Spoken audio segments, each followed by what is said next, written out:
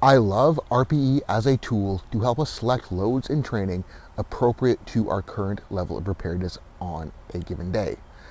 I only love RPE though when we use it purely subjectively and we're not trying to attach any pounds on the bar numbers to it. And where too many lifters are screwing up is they're trying to say that this RPE for this many reps should equate to this percentage, and then they end up shooting for that percentage.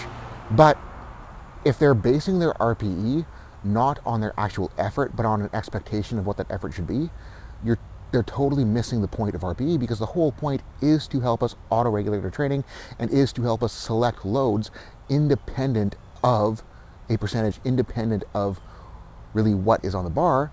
We're just putting the right amount on the bar to hit that desired RPE number and to hit that desired effort prescription, because the whole point is to prescribe effort rather than load.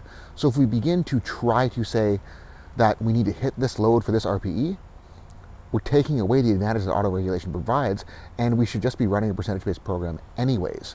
And even if you are using some sort of advanced algorithm that's supposed to take into account your fatigue and yada, yada, yada, the thing is, though, that no matter how advanced your algorithm is, no matter how advanced the computer system you're using is, it's still not going to be entirely accurate in predicting where you should be on a given day, just because human beings are a complex system and there is so much that can go into our output level, and there is so much individual variability between person to person, even the same person week to week, that just typing in conditions into a computer, it's not going to take account everything that you need, and therefore that number isn't going to be entirely accurate of where you should be, and it's still going to be totally up to the lifter, if they want to hit that right effort prescription, to select the right effort.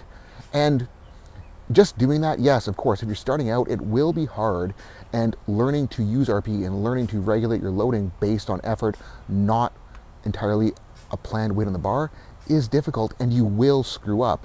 But the thing is, though, if you screw up enough, you're going to figure it out, and you're going to learn from it, and you're going to then become more and more reliable at selecting loads for what you feel and the indicators that you're getting with your performance, with your output, with your sensations working up in weight. So it's like, if we're using RPE, we need to get good at realizing how we feel on a given day, and then we need to begin to use that to better select loading. And it's like the only way you're going to get there is if you rely on yourself to select the right weights on the bar. And another advantage of RPE is that it makes it so much easier to be process driven in training, just because you can make the goal nailing the RPE prescription, and as long as you nail the RPE prescription, if you nail your effort, you are going to go in the right direction.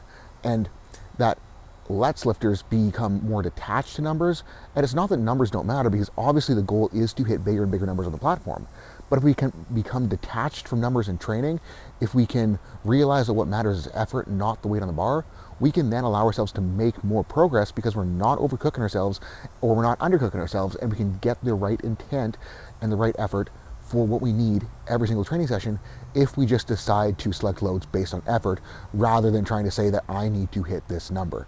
And even if you're not using RPE, even if you're using some other form of auto-regulation, like for myself in my own training, like I know that on my heavy day, I just need to do something heavy, and that's how I define it. But I know what that heavy should feel like, and I know what I need to shoot for.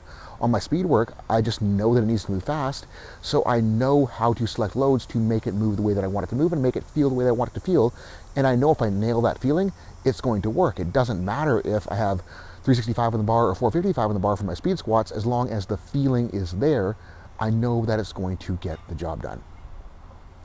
And closing points, it's like the biggest advantage of RPE is that we are selecting a weight on the bar for ourselves rather than having a predetermined number.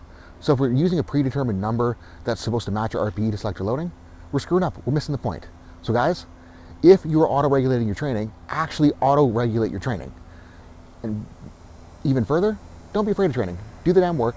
Like, share, subscribe, all that jazz. Thank you for watching. Have a good one.